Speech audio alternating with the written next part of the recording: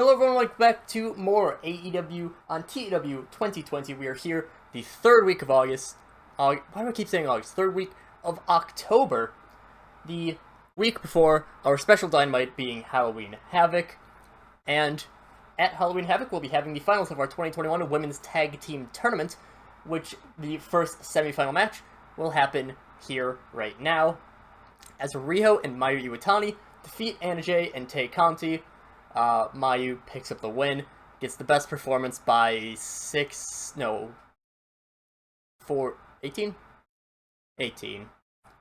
over her partner, Riho.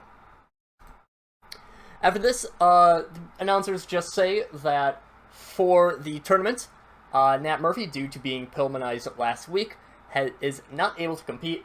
This is just a kayfabe injury. Will Hobbs will be taking his place.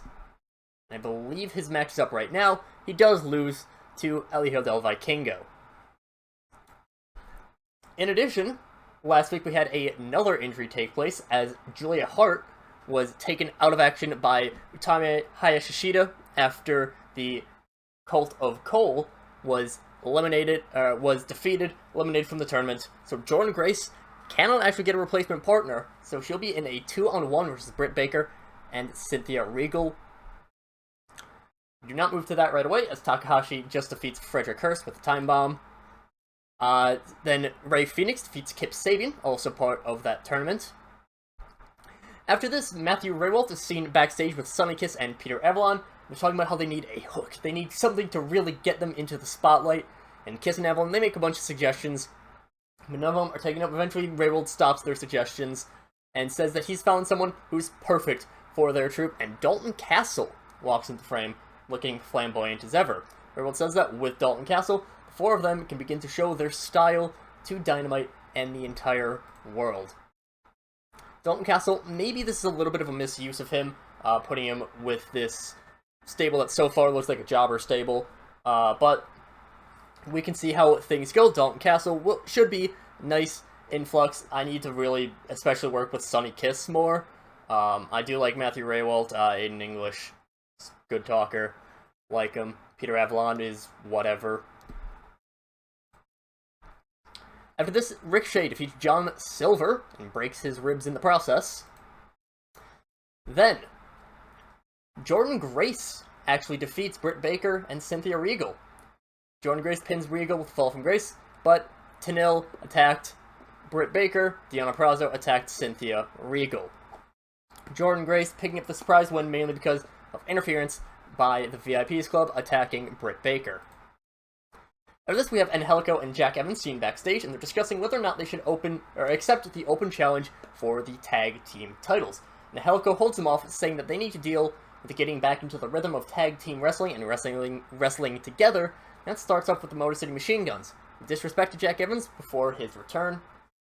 Evans agrees, and they've set a match for the next episode of AEW Dark against the Motor City Machine Guns.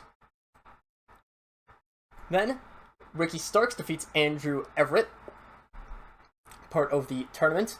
Future defeats GKFAM. And to finish things off, Jonathan Gresham picks up his third win, currently leading the entire tournament, as he defeated with a 630 splash. And decent show of Dark, but Dark is just there. Moving on to our episode of Dynamite, we start off with the Vision's open challenge for the tag titles, as Vision do end up winning Powerbomb Meteor combo. Vision make defense number 4. Matt Sydal with an 81. Very impressive for someone who's upper 30s.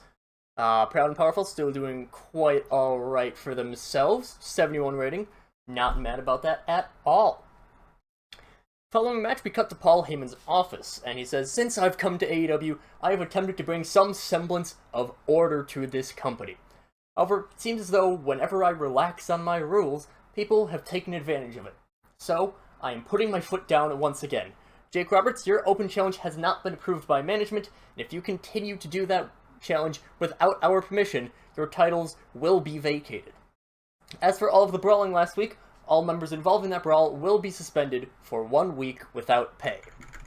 As soon as he finishes that, Pac barges in with a kendo stick putting it right in his face, demands that he rescind the suspensions, especially the one on Brian Pillman Jr. But Heyman, he stands his ground, and he says, you know, I have an insurance policy. I'm done being pushed around. And we see that that insurance policy is Brock Lesnar. He's standing behind Pac, cracking his knuckles, but Pac doesn't actually seem that phased. He gets right up close with Pac, and Heyman announces that at Halloween Havoc, Pac will face off against Brock Lesnar, and if Pac loses, he will also lose his guaranteed title match at Full Gear. Heyman citing that he's done being pushed around now that Brock is here as his muscle. Brock Lesnar, he was, WWE didn't re-sign him. He's on a very friendly contract, to be honest. I'm not going to use him all too much. Brock Lesnar, he's going to, he's going to be around for a few matches. He's mainly going to work as Heyman's muscle, bodyguard, kind of ensuring that Heyman's rules get followed. But he's one of the most, I think he's the single most popular person in America. He's got 90s all around. He's really good. Obviously, it's Brock Lesnar. Can't really go wrong with that. But Brock, he is going to be here. And again, not going to use him all too much. I'm honestly kind of the biggest thing with him is that I'm going to have him kind of sitting backstage just making me merch money. Because he's Brock. He's going to make a lot of money. But it's neither here nor there. Brock Lesnar versus Pac in Brock's debut. After this, the Young Bucks defeat Bear Country when Matt Jackson pins Bear Bronson with a Meltzer driver. 91 for both of the Young Bucks, which is fantastic. After this, that's a shame. Adam Cole comes to the ramp, glaring at the Young Bucks, and he just says, I haven't forgotten. Kenny may have sent the order, but you two were the ones that did the deed. You flaunt yourselves as EVPs, while you deserve to be in prison for murder. Next week at Halloween Havoc, my loyal follower Joey Janela and I will take you two on in a tag team match. Perhaps I am going to do to you what you did to me, Young Bucks. So yeah, Kenny, he made the suggestion that they should kill off Adam Cole. Obviously, this was as he was going to WWE. But in the end, it was the Jacksons who fulfilled the plot to kill Mr. Adam Cole, which is why he is now a zombie. Also, I made to go into the editor and make that neutral, because I have none of my managers have worked well at all, so whatever. After this, we cut to a very visibly upset Adam Page yelling at Kenny Omega. We can see TV, showing this, but it also, presumably was just showing the, Adam Cole being like, hey, Kenny may have made the order. And Adam Page is like, you killed Adam Cole? I mean, I had heard that he died, but you killed him? What the hell, Kenny? Kenny just holds his hands up. He's like, it was years ago, Hangman. I was different than all of us were. Now I could try to make up for it. Plus, he did poison us first. And Hangman shakes his head for storming off. Not just walking off, he's done with this. That leaves Kenny disappointed in himself more than anyone else. Lots of problems going off script today. After this, we get the intro vignette to Lavender Sky, standout gymnast in high school. She grew enamored with pro wrestling from her older brother, and the two of them would do backyard wrestling.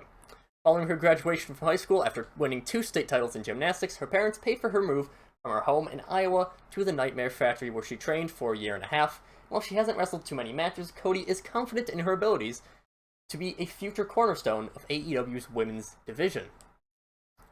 And she shows that with a win over cheerleader Melissa. I'm gonna try to do some more unimportant versus unimportant matches. Throw like 1 or 2 in every episode, just for building up some of those unimportant people. For building up, again, just future people. Lavender Sky, only 19. Her, Jimmy Shane, those two are kind of my big focal points of the new Nightmare family, but we'll get intro vignettes on everyone, don't worry.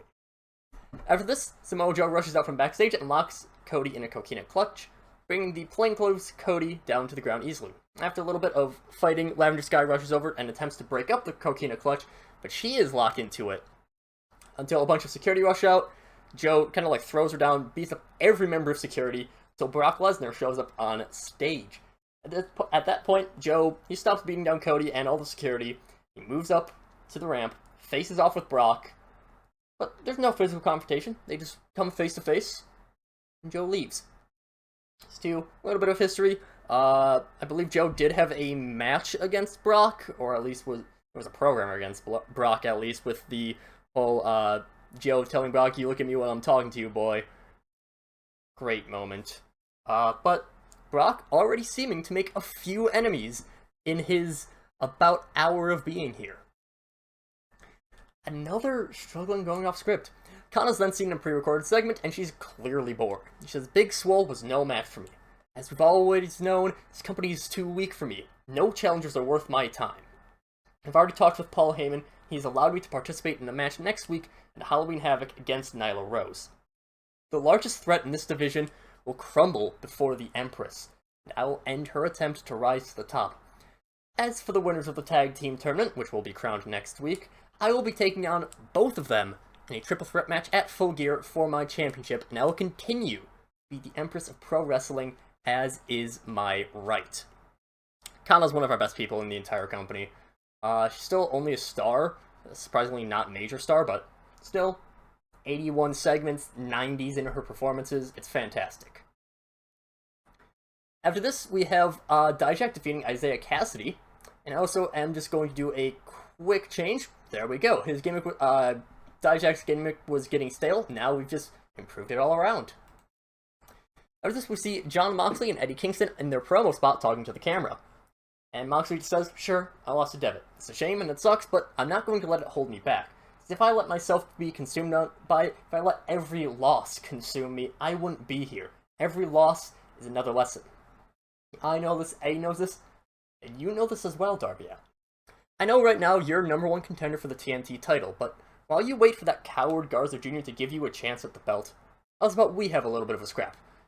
Both of us started with nothing, and both of us are willing to put our bodies on the line for this sport that we love. I know that our main event for tonight was already announced, but I want a best-of-3 series.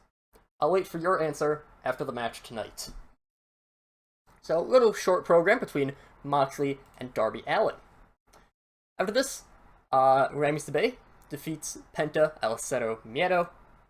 Then Sammy Guevara, it's going to be really... Another not doing well without a script. Sammy Guevara comes to the ramp and he has a mic in hand. He says, "Rami Sabay, huh?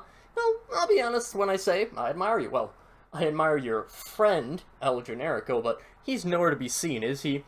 Well, it's a bit of a shame, because I bet that while Generico might have had a shot against me, someone like you wouldn't be able to do that. You're gonna be nothing compared to me, and I'll prove it in no time.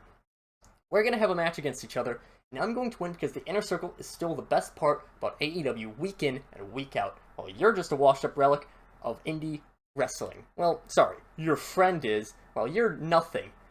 The spotlight passed 8 years ago, and it's time for the new blood of pro wrestling to take over. And who better than the Spanish god, like me, to lead the charge?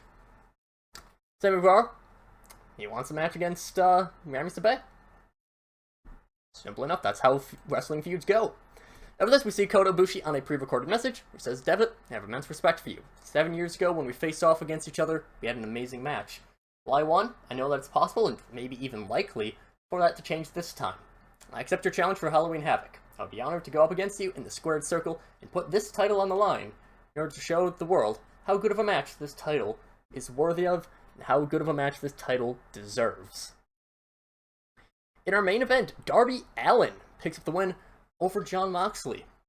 I will just say, the reason I'm doing this whole, this mini segment, mini feud, Moxley actually offered to put Darby over. So, there we go. Afterwards, Darby waits a few moments before helping Moxley up to his feet, alongside Eddie Kingston, and he pats him on the chest in order to indicate that he will accept the best-of-3 series. We end the show, 73 rated segment, 80 rated show, very good, but again, we're not going to be able to get any rise and pop from it because of me adding Dark Elevation, so it's whatever. But good show overall. Brock Lesnar debuting. He's the muscle for Paul Heyman. That's going to be really big for us and really scary for everyone else. We move in to equally scary Halloween Havoc in the next episode.